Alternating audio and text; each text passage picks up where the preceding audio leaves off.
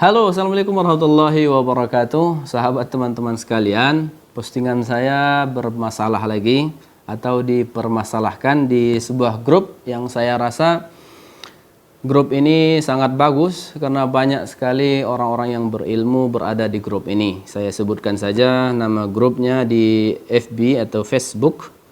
Ya, tepatnya di sini. Nah, ini nama grupnya. Belajar Tajwid Al-Quran. Sudah 2 kali saya posting di sini yang bermasalah atau dipermasalahkan.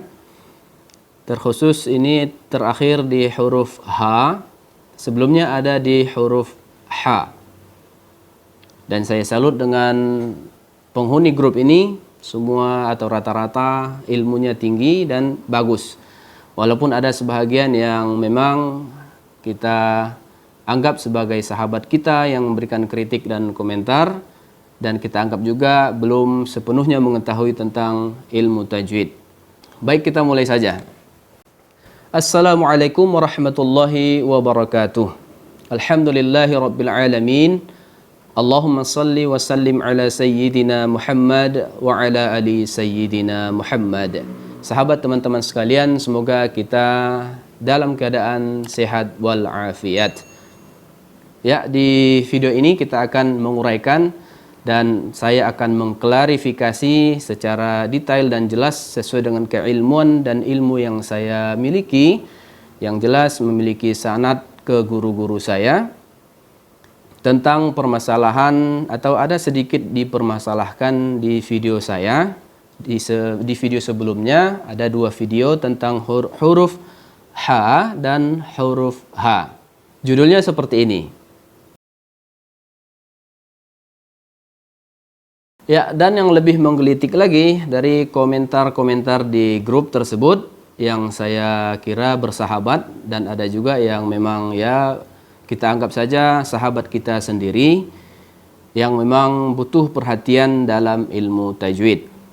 Di mana di setiap video yang saya upload masalah huruf H dan huruf H menekankan pada batalnya sholat ketika salah menyebut huruf yang 2 ini. Terkhusus saya khususkan di huruf yang 2 ini saja karena kebanyakan khilaf dalam membaca huruf tersebut. Apabila berkaitan dengan ibadah, kembalilah kita ke fikih ibadah atau pelajaran tentang ibadah. Bila kita membahas atau mempermasalahkan solat, kembalilah ke fikih solat. Jadi di judul tersebut saya cantumkan ada batal solat atau batalnya solat gara-gara salah menyebut huruf H atau huruf H. Maka dari kata kunci solat, tentu kita akan kembalikan ke solat itu sendiri. Negara kita ini banyak sekali ulama-ulama yang membahas tentang fikih, termasuk di sini ada fikih solat yang mudah kita jumpai dari ulama kita sendiri di Indonesia, fikih Islam, dan berbicara tentang solat ada di halaman 78, tepatnya di rukun sholat. Di pelajaran kita sudah biasa dipelajari bahwasanya untuk syarat disahkannya sholat kita merasa sah sholat tersebut terpenuhinya rukun dan syarat sholat. Ada kata rukun. Jadi salah satu rukun di dalam sholat kita, di buku ini sudah dijelaskan, di nomor 4 ada membaca surah Al-Fatihah. Dalilnya, a'udzubillahi minasyaitonirrajim, dari sabda Rasulullah sallallahu alaihi wasallam, la salata liman lam yaqra bi Fatihatil Kitab. Ya, di hadis ini diriwayatkan oleh Al-Bukhari. Artinya, tiadalah salat bagi seseorang yang tidak membaca surah Al-Fatihah. Di bawahnya juga dijelaskan, la tujzi'u salatul liman lam yaqra bi Fatihatil Kitab. Tidak sah salat bagi orang yang tidak membaca surah Al-Fatihah. Hadis riwayat Daruqutni. Dijelaskan lagi di bawah bahwa sepakat dari jumhurul ulama telah bersepakat bahwa membaca Al-Fatihah pada tiap-tiap rakaat salat itu wajib dan menjadi rukun solat, baik solat fardu maupun solat sunnah. Itu sedikit penjelasan di kitab ini, dan sudah jelas bahwa surah Al-Fatihah berada pada rukun solat. Jika tertinggal atau tidak dibaca, maka solatnya batal. Yang jadi permasalahannya adalah kita membaca surah Al-Fatihah, tapi tetap bisa batal solatnya. Maka kita ingatkan kembali, jika berbicara tentang salat, kembalilah ke kitab salat. Dan jadi permasalahan di sini adalah Al-Fatihah. Sedangkan Al-Fatihah itu adalah Al-Qur'anul Karim.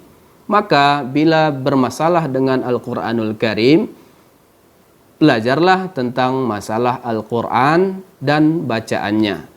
Membaca Al-Qur'an, pembacaan Al-Quran disebut juga dengan tajwidul Quran. Maka kembalilah ke kitab tajwid Al-Quranul Karim yang sudah ada kita pelajari dari dulu-dulunya.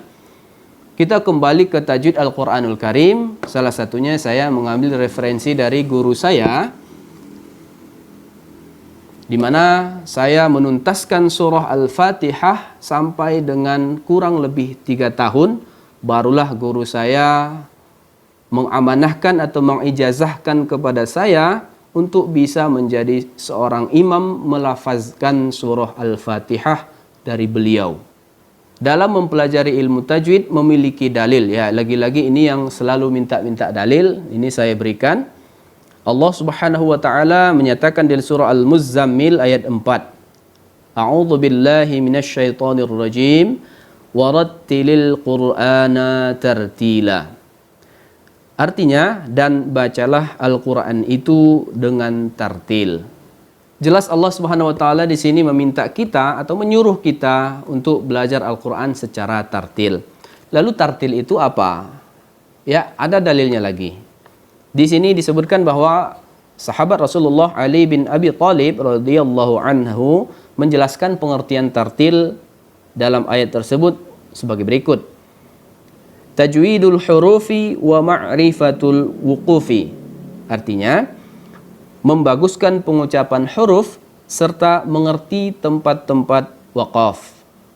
Lalu ada lagi dalil yang lain, yang nomor 2, dari Imam Baydawi menafsirkan dengan membaguskan bacaan dengan sebaik-baiknya. Beliau menafsirkan ayat surah Al-Muzammil ayat keempat tadi. Dan ada lagi yang lain dari Muhammad Shadiq dalam kitabnya Al-Burhan fi Tajwidil Quran, menerangkan ta'rif atau pengertian tajwid sebagai berikut. Ikhraju kulli harfin min makhrajihi ma'a i'ta'ihi haqqahu wa mustahaqqah. Artinya, mengeluarkan huruf dari tempatnya dengan memberikan sifat-sifat yang dimilikinya, baik yang asli maupun yang akan datang. Dijelaskan lagi di sini, dengan demikian ilmu tajwid penekanannya pada pengucapan huruf, kombinasi antara makharijul huruf dan sifatul huruf.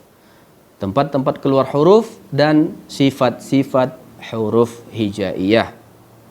Dan yang paling utama ada di sini, di perbedaan pendapat ulama tentang penerapan hukum tajwid.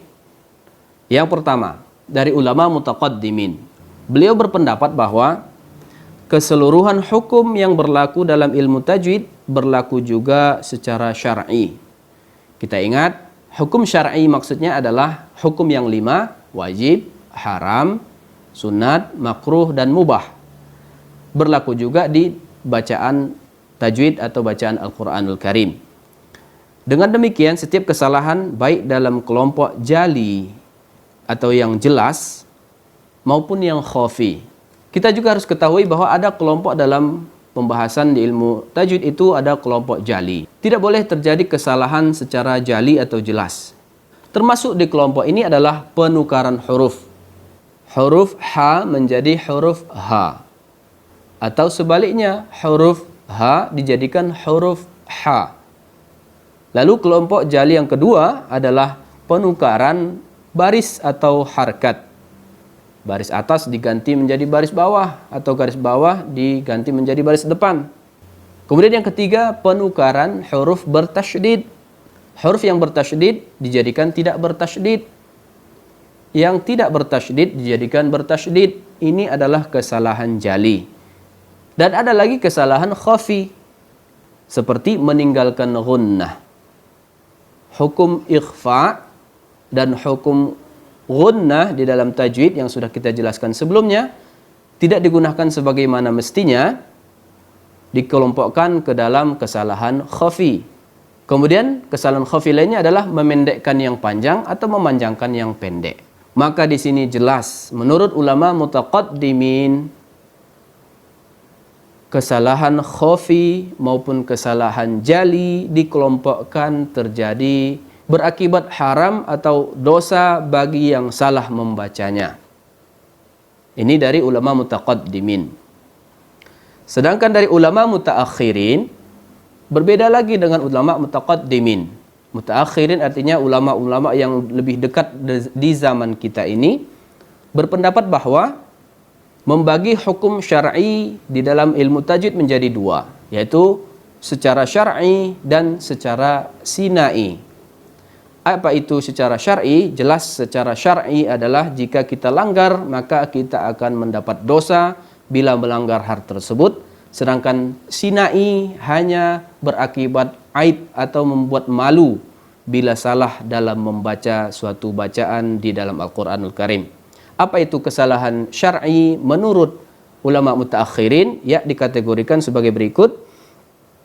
Dikelompokkan ke syar'i, yaitu yang pertama mengganti harkat atau mengganti baris atas menjadi baris bawah, atau baris bawah digantinya menjadi baris depan. Lalu mengganti huruf. Mengganti huruf ha menjadi huruf ha, atau mengganti huruf ha menjadi huruf ha. Ini haram secara syar'i menurut ulama mutaakhirin juga.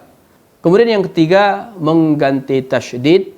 Yang bertasydid dibaca tidak bertasydid, atau sebaliknya. Di ulama mutaakhirin juga sepakat ini berakibat haram syar'i. Artinya dari tiga hal tadi, mengganti huruf, mengganti baris, mengganti tasydid, berakibat dosa bagi yang salah membacanya. Dua ini sepakat ulama mutaqaddimin dan mutaakhirin. Namun perbedaannya di mutaakhirin ini bahwasanya tidak membaca mat, tidak menggunnahkan bacaan, hanya berakibat haram sinai bagi yang membacanya. Tidak sampai berdosa, namun membuat malu atau haruslah si pembaca tadi merasa malu ketika terjadi kesalahan mat dan kesalahan gunnah. Sahabat teman-teman sekalian, sudah jelas, sudah kita dengarkan pendapat ulama mutaqaddimin dan mutaakhirin bahwa sepakat orang yang mengganti huruf, mengganti baris, mengganti tasydid adalah berdosa ketika sengaja tidak membaca dengan yang semestinya. Kita kembali ke surah Al-Fatihah tadi. Al-Fatihah merupakan rukun dari salat fardu maupun salat sunnah kita. Bila tidak ada Fatihah, maka tidak sahlah salat. Di dalam surah Al-Fatihah mengandung huruf ha dan huruf ha. Artinya kalau kita menukar huruf ha menjadi huruf ha, maka akan salahlah surah Al-Fatihah. Salah dari bacaannya, salah pula dari maknanya. Maka jika terjadi kesalahan di dalam surah Al-Fatihah, sama saja Al-Fatihahnya tidak ada, Al-Fatihahnya batal. Dan ini berlaku, semuanya berlaku yang sudah dijelaskan ini, berlaku bagi orang-orang yang tidak tahu, berlaku bagi orang-orang yang tidak mengetahui ilmu tajwid di dalam hidupnya. Bila teman-teman memang belum mengetahui atau tidak tahu tentang ilmu tajwid, tidak ada yang mengajarkan dan tidak pula ada tempat belajar, maka hukum tadi tidak berlaku. Dan jika sudah tahu seperti ini, marilah kita untuk belajar. Banyak media atau tempat kita belajar saat ini termasuk di media sosial. Kemudian ada lagi dalil satu lagi, menjadi referensi yang bisa kita ambil hikmahnya dari ulama kita saat ini yang menyebutkan seperti ini. Ini saya tunjukkan rekaman suaranya, bisa didengarkan. Apa betul Pak Ustadz, orang yang sholat Fatihahnya salah tajwid, maka sholatnya tak sah? Ya, kalau sholat tak sah, amalan puasa, sedekah, haji juga tak diterima Allah. Hancur tiang, hancur atap. Makanya kaji pertama Al-Fatihah.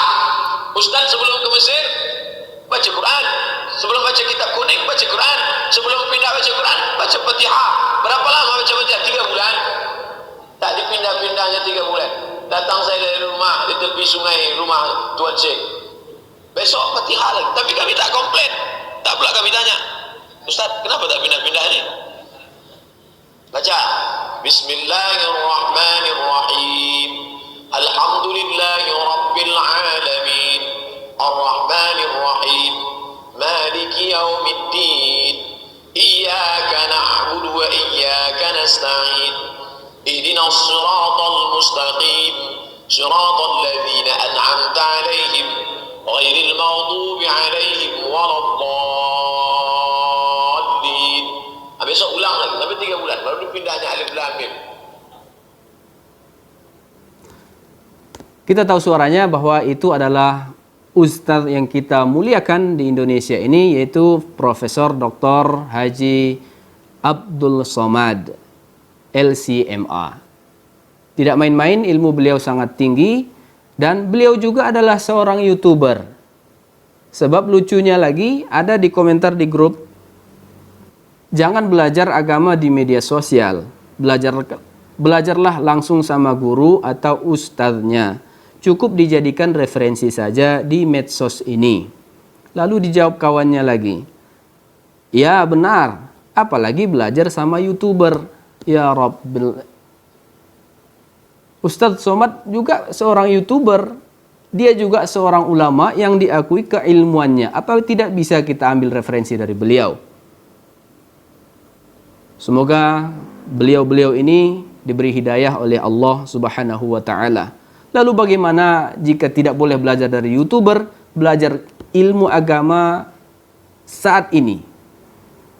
Yang mana di setiap Indonesia, di rata-rata di negara kesatuan kita Republik Indonesia ini dilarang tablik akbar. Dari mana kita dapatkan ilmu lagi? Banyak di zaman kita ini malas keluar rumah, malas, malu berguru sama guru langsung. Jadi kalau belajar dari YouTuber tidak bisa. Itu pemikiran yang sangat dangkal, dan semoga beliau-beliau ini mendapat hidayah dari Allah Subhanahu wa ta'ala. Dan tidak kalah lucunya lagi, banyak komentar-komentar di dalam grup ini sangat menggelitik. Salah satunya ada di sini, saya bacakan. Batal atau tidaknya salat seseorang itu hanya Allah Subhanahu wa ta'ala yang tahu. Kita hanya berusaha sebaik mungkin. Sekilas bahasanya sangat bagus dan cukup bagus. Dan ada lagi di komentar yang lain itu lebih banyaknya, hanya Allah yang menerima ibadah solat kita. Wallahu a'lam. Dan lebih cerdas lagi dijawab oleh teman kita, enggak juga tuh, kalau saya solat lalu tiba-tiba kentut, maaf, dan terdengar atau tercium baunya, saya tahu bahwa solat saya batal. Brilian penjelasan dan komentar yang cerdas seperti ini. Lalu yang posting tadi yang memberikan komentar yang pertama, dijawabnya lagi, ya kalau tahu batal, ya silahkan dilaksanakan lagi toh. Dijawab lagi, tadi katanya hanya Allah yang tahu kalau sholat kita batal. Jelas. Tadi katanya Allah, hanya Allah yang tahu. Tiba-tiba kita tahu, kita juga tahu katanya. Wallahu a'lam. Ini komentar-komentar yang kurang difahami dan kurang memahami tentang ilmu tajwid. Semoga kita doakan teman-teman kita di dalam grup ini atau di kaum muslimin seluruhnya untuk tetap belajar dan mudah untuk diberikan Allah pemahaman dalam ilmu Al-Quranul Karim. Sebagai penutup yang terakhir, tentunya saya mohon maaf lahir dan batin kepada teman-teman di dalam grup yang saya jelaskan tadi atau teman-teman yang menonton di video ini. Tidak ada niat untuk membingungkan dalam penjelasan ilmu tajwid, namun ada tujuan untuk memancing kita dan memotivasi diri kita untuk tetap selalu ingin belajar, tidak henti hingga ajal menjemput kita. Khususnya saya tekankan di bacaan surah Al-Fatihah, sama-sama kita belajar dimanapun kita berada. Carilah guru yang memang benar ada kompetensi di sana. Bila belum menjumpai